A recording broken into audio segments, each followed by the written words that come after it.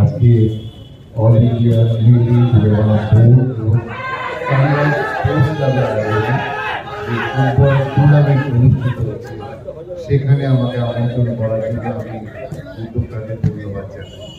আমি নিজেকে ধন্য মনে করছি এই অনুষ্ঠানে উপস্থিত থাকতে পেরে।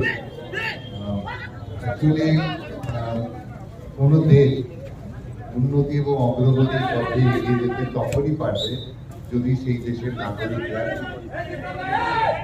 গুড সিটিজেন হয়, ভালো মানুষ তৈরি হয়।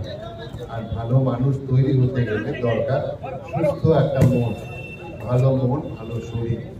ভালো শরীর ভালো মন পাওয়া যায় খেলাধুলা এবং কালচারাল অ্যাক্টিভিটিসের মধ্যে।